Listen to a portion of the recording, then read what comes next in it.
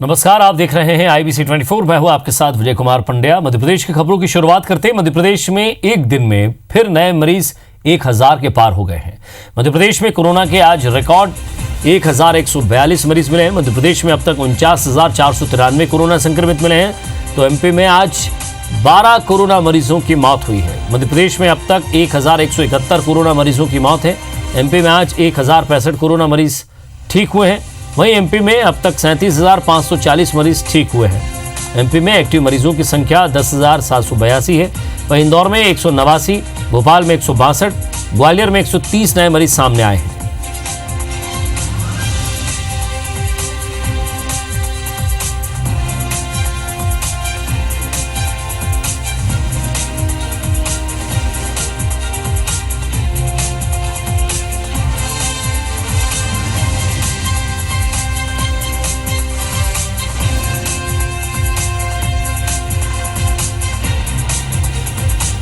मध्य प्रदेश में अब तक 37,540 मरीज ठीक हुए हैं जिन्होंने कोरोना से जंग जीती है।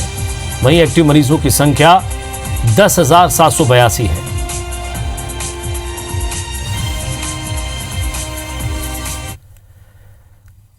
और इधर मोदी कैबिनेट के राष्ट्रीय भर्ती एजेंसी यानी कि गठन को लेकर मंजूरी देने के बाद मध्य प्रदेश की शिवराज सरकार ने सरकारी नौकरी की चाह रखने वाले युवाओं को बड़ी सौगात दी है।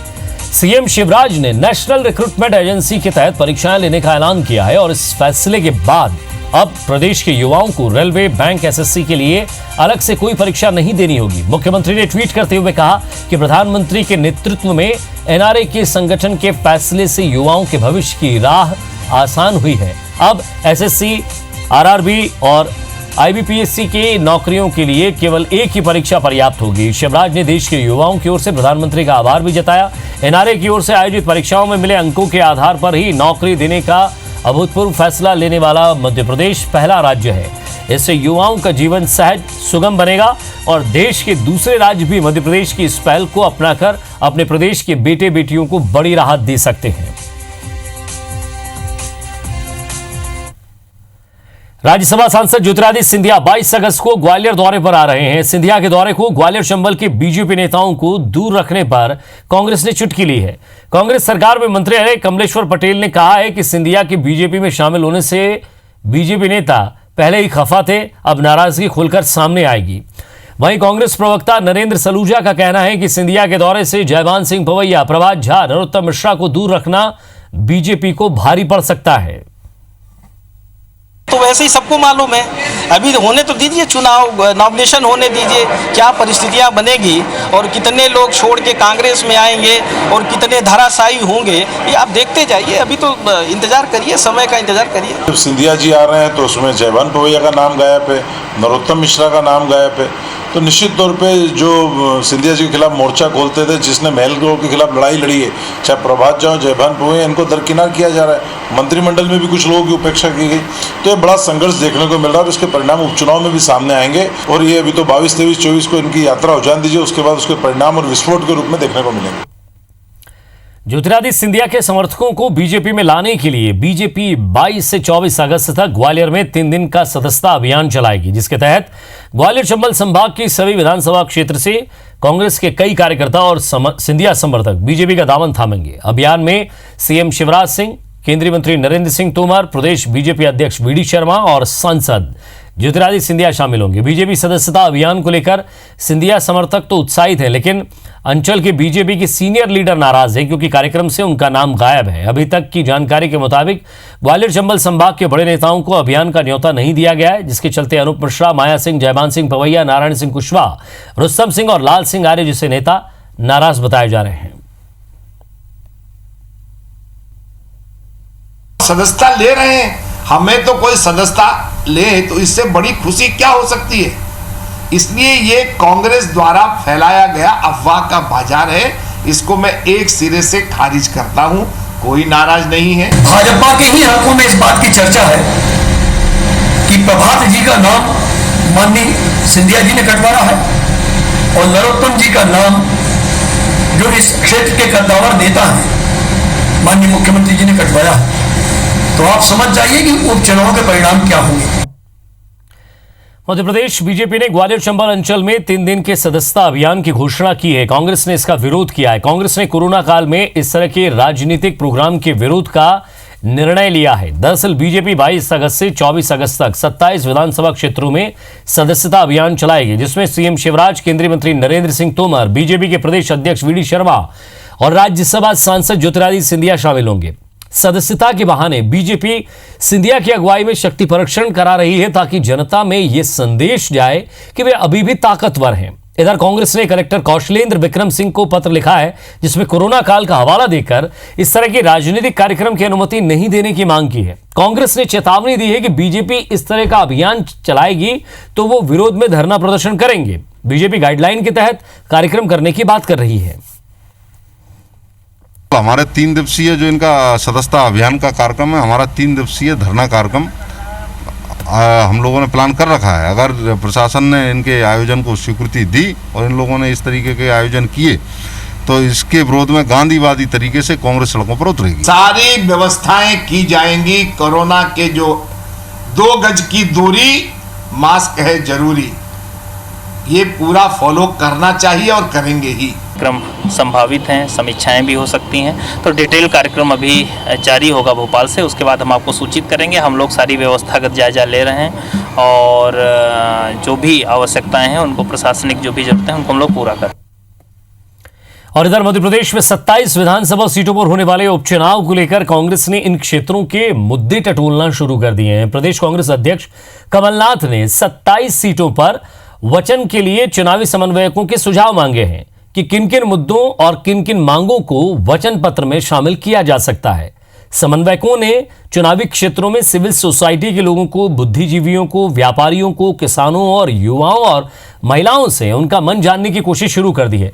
कांग्रेस का दावा है कि पार्टी एक बार फिर वचन पत्र के जरिए ही सत्ता में वापसी करेगी। हम 27 विधानसभा क्षेत्र में एक विजन के संग जाएंगे, एक सोच, एक विचार के संग जाएंगे। हम अपने पुराने वचन पत्र के साथ जाएंगे, हम अपने वचन पत्र के किए हुए कामों के साथ जाएंगे। हम जनता को याद दिलाएंगे, बताएंगे कि हमने 15 माह के जो शासनकाल कमलनाथ जी का रहा है उसमें आपके लिए अपने वचनों में से क्या क्या किया। और इधर मंडला दौरे पर पहुंचे केंद्रीय इस्पात राज्य मंत्री फग्गन सिंह कुलस्ते ने राहुल गांधी पर तंज कसा है। उन्होंने कहा है कि राहुल गांधी को अभी राजनीति में बोलचाल की भाषा और तौर तरीके सीखने की जरूरत है। अभी वे राजनीति में अपरिपक्व है, इसलिए राहुल गांधी मेरे संसदीय क्षेत्र में आकर राजनीति सीखें।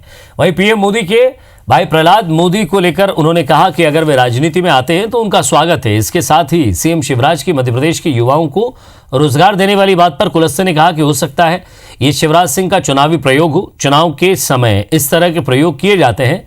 वहीं कांग्रेस विधायक को लेकर उन्होंने कहा कि हमें जीतने की जरूरत थी और वो समय आ गया है। क्या करेंगे, अभी हमारा काम तो हो गया, जितना आना था। राहुल गांधी एक प्रकार का अभी अपरिपक्वता की बात करता है। उसको ट्रेनिंग लेना चाहिए। हमारे इन ग्रामीण क्षेत्रों में उसको ट्रेनिंग लेना चाहिए आकर के, यहाँ लोग कैसे रहते हैं, कैसे बात करते हैं। और मध्य प्रदेश में बेरोजगारी की संख्या लाखों में है। रोजगार पंजीयन दफ्तरों के आंकड़ों पर नजर डालें तो प्रदेश में 32,57,136 बेरोजगार हैं। इनमें से प्रदेश के मूल निवासी 29,81,000 हैं, बाकी बाहरी हैं। राज्य सरकार ने फैसला लिया है कि सरकारी नौकरी अब मध्य प्रदेश के लोगों को ही मिलेगी। इस फैसले से प्रदेश के युवाओं को फायदा तो होगा, लेकिन रोजगार पंजीयन के दफ्तरों से मिले आंकड़ों पर भरोसा करें तो सभी बेरोजगारों को नौकरी देने में सरकार को करीब 20 साल से ज्यादा का समय लग जाएगा।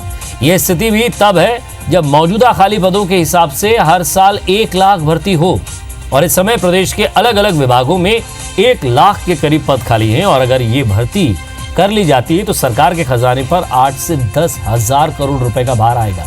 इसलिए राज्य सरकार को नए विकल्प भी देखने होंगे। आपको बता दें कि स्कूल शिक्षा विभाग में सबसे ज्यादा पद खाली हैं। मध्य प्रदेश में अभी भी बस संचालक अपनी मांग पर अड़े हुए हैं। संचालकों का साफ कहना है कि जब तक रोड टैक्स सरकार माफ नहीं करेगी वे बस नहीं चलाएंगे।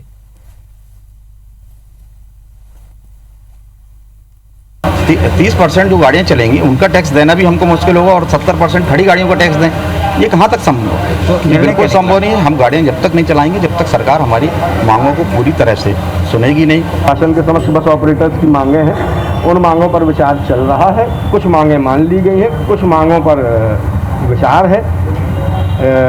पॉजिटिव दृष्टिकोण से ये कहा जा सकता है कि निश्चित तौर पर कोई ना कोई बेहतर नतीजे आएंगे और जिले में बसों का संचालन शीघ्र प्रारंभ होगा।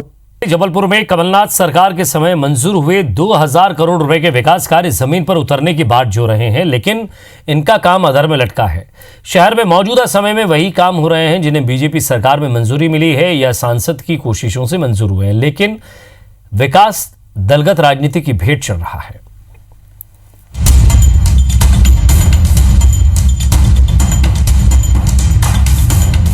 आत्मनिर्भर मध्य प्रदेश के लिए एक तरफ प्रदेश सरकार विकास का रोड मैप बनाने में जुटी है, तो दूसरी तरफ जबलपुर ऐसे कई रोड मैप के बाद भी खुद को छला महसूस कर रहा है। कमलनाथ सरकार के दौर में शहर को तवज्जो मिली तो यहाँ कैबिनेट की बैठक हुई और करीब 2000 करोड़ के कामों को मंजूरी मिली, लेकिन सत्ता की चाबी घूमते ही सारे मंजूर हुए विकास कार्यों पर जैसे ताला लग गया। इनमें सैटेलाइट सिटी का निर्माण, ग्वारी घाट से तिलवारा घाट के बीच नर्मदा रिवर फ्रंट, 3 पत्ती चौक से ग्वारी घाट तक नर्मदा ग्रीन कॉरिडोर, भटौली में 50 हेक्टेयर जमीन पर टेक्सटाइल पार्क, डेयरी कॉलेज और फूड प्रोसेसिंग कॉलेज, नया शास्त्री ब्रिज और तहसीली चौक से अब्दुल हमीद चौक तक फ्लाईओवर, कटंगा तिराहे से रामपुर तक फ्लाईओवर, 25 करोड़ की लागत से निवाड़गंज में मल्टी स्टोरी कॉम्प्लेक्स, 50 करोड़ की लागत से जिला अस्पताल का उन्नयन, 120 करोड़ की लागत से ग्वारी घाट से मंगेली के बीच स्टेकेबल ब्रिज, नया गांव में 100 बिस्तर का नया अस्पताल, 7 करोड़ की लागत से हनुमान ताल का सौंदर्यीकरण और 2.5 करोड़ की लागत से कचपुरा हॉकर जोन का स्मार्ट प्रोजेक्ट शामिल है।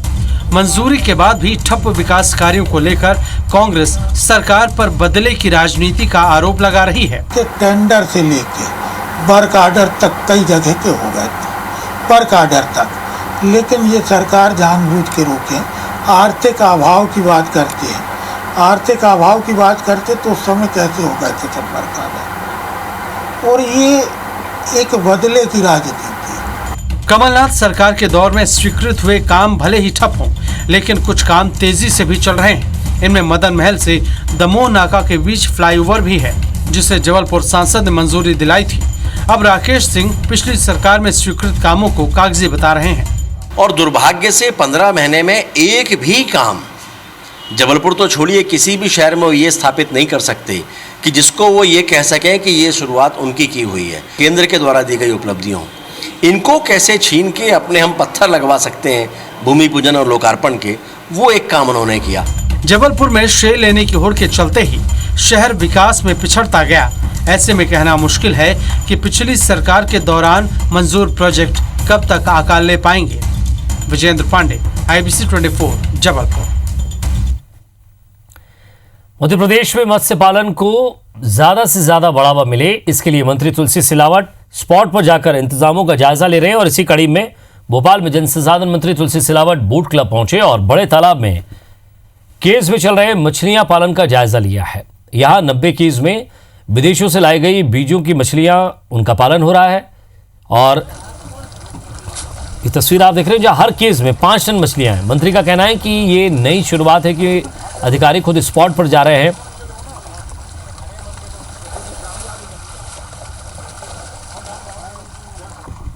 कोरोना की जंग जीतकर एक बार फिर जल संसाधन मंत्री तुलसी सिलावट जो वो फील्ड पर एक्टिव हो गए हैं और आज वो बोट क्लब पहुंचे थे मत्स्य पालन का जायजा लेने के लिए और वहां की व्यवस्थाओं का ये देखने के लिए कि व्यवस्थाएं कैसी हैं। सर, आप मत्स्य जो पालन यहाँ पे किया जा रहा है उसका जायजा लेने के लिए पहुंचे हैं और जो भी दिशा निर्देश है वो यहीं पर ही दिए जा रहे हैं। नई शुरुआत, नई परंपरा सद्य मुख्यमंत्री जी के निर्देश पर हमारे अपने इस विभाग ने की है और इसका नतीजा सकारात्मक आएगा जब मंत्री स्वयं, हमारे आला अफसर सारे जब खुद स्पॉट पे जाकर, स्थान पर जाकर कोई भी गतिविधि करते हैं तो उसका नतीजा सकारात्मक होगा। यही नतीजा सकारात्मक देखने को मिलेगा तो अभी इसको और प्रचार प्रसार की आवश्यकता है, ये मैंने अभी निर्देश दे दिए हैं। इनकी सुरक्षा की दृष्टि से वो भी निर्देश दिए हैं, और इसको और आगे कैसे बढ़ाएं, ये गति कैसे आए, ये भी निर्देश दे चुका हूँ। सर, मध्य प्रदेश के लिए एक बार फिर उपलब्धि का दिन है। मध्य प्रदेश का जो शहर है इंदौर, वो एक चौथी बार स्वच्छता में नंबर 1 आया, और राजधानी भोपाल जो है वो राजधानियों में सबसे स्वच्छतम राजधानी है। ये आप जानते हैं, ये देश के अंदर चौथी बार, एक बार नहीं, 2 बार नहीं, 3 बार नहीं, एक कीर्तिमान इंदौर ने, मध्य प्रदेश का सबसे बड़ा नगर इंदौर, मां अहिल्या की नगरी, जो स्वच्छता के अंदर चौथी बार प्रथम आई है। मैं वहाँ के जनप्रतिनिधियों को, सांसद से विधायक के महापौर जी, पार्षद, आला अफसर, और सबसे ज़्यादा बधाई मैं आम जनता को देता हूँ। बिल्कुल, तो ये थे हमारे साथ बातचीत करने के लिए जल संसाधन मंत्री तुलसी सिलावट, जो आज जायजा लेने पहुंचे मत्स्य पालन का। उनका कहना है कि जल्द ही इस मत्स्य पालन को जो सबसे गरीब तबका है उस तक पहुंचाया जाएगा, ताकि हम जो है आत्मनिर्भर भारत का जो एक कदम उठाया जा रहा है उसकी तरफ मध्य प्रदेश आगे बढ़े। इसी के साथ ही तुलसी सिलावट ने साफ कहा है कि कांग्रेस की कथनी और करनी में कोई फर्क नहीं है, क्योंकि जो बात कहते हैं वो करके नहीं दिखाते। कैमरामैन विनीत के साथ आकांक्षा शर्मा, IBC 24 भोपाल। और इधर ग्वालियर के भूतेश्वर मंदिर के पुजारी अमन शर्मा और भक्तों ने सिंधिया पर मंदिर की जमीन हड़पने का आरोप लगाया है। इनका कहना है कि यह मंदिर साल 1935 से सरकार के धर्मस्व विभाग में दर्ज है। इसके बावजूद पिछले कुछ दिनों से स्थानीय प्रशासन सिंधिया के दबाव में आकर मंदिर के पुजारी पर मंदिर परिसर खाली करने का दबाव बना रहा है। इसे लेकर SDM, तहसीलदार और वकील अंकुर मोदी ने नोटिस दिया है। पुजारी का कहना है कि पूर्व के जो दस्तावेज है उसमें साफ इस बात का उल्लेख है कि यह जमीन माफी औकाफ की जमीन है, जिस पर सरकार का आधिपत्य है। मंदिर के पुजारी का आरोप है कि सिंधिया ने इस मंदिर से जुड़ी लगभग 19 बीघा जमीन को पहले ही स्थानीय प्रशासन के साथ मिलकर बेच दिया है। अब वो शेष बची 19 बिस्वा जमीन जिसमें मंदिर स्थापित है उसे भी अपने कब्जे में लेना चाहता है। ये 1935 में औकाफ डिपार्टमेंट को दे दी गई थी। तब से लेके आज तक के औकाफ डिपार्टमेंट में सारी संपत्ति चली आ रही है। ये अवैधानिक तरीके से यहाँ के सरकारी मशीनरी का उपयोग करके इन्होंने यही संपत्ति नहीं, बहुत सारी ऐसी संपत्ति हैं जो उन्होंने अपने नाम करवाई और उनको बेच दिया। ये पूरा सिंधिया देवस्थान ट्रस्ट अपने माने लेके मंदिर पर आ जाते हैं, परेशान करते हैं हम लोगों को कि आप खाली करो, क्योंकि हमें पूरी जानकारी है मामले की। मंदिर से काफ़ी ज़मीन लगी हुई थी 19 बीघा, जो उन्होंने बेच दी, जिसमें से थोड़ा सा मंदिर बचा हुआ, अगर हम खाली कर देंगे तो वो सोच रहे हैं वो भी बेच देंगे, भगवान का मंदिर भी बेच देंगे। NGT यानी नेशनल ग्रीन ट्रिब्यूनल के सख्त आदेश के बाद जबलपुर जिला प्रशासन ने नदियों को प्रदूषित कर रही डेयरियों को शहर से बाहर करने की कवायद शुरू कर दी है। जबलपुर में नर्मदा की सहायक नदियों की परियट और गौर के पास दशकों से संचालित हो रही डेयरियों को शहर से 35 किलोमीटर दूर विस्थापित किया जाएगा, और इसके लिए बरगी के तिनसा तिनसी और खमरिया गांव की जमीन चिन्हित की गई है। ये इलाका डेयरी हब के रूप में विकसित किया जाएगा, जहां सभी मानकों और स्वीकृतियों को पूरा करने के बाद दूध डेयरियों को विस्थापित किया जाएगा।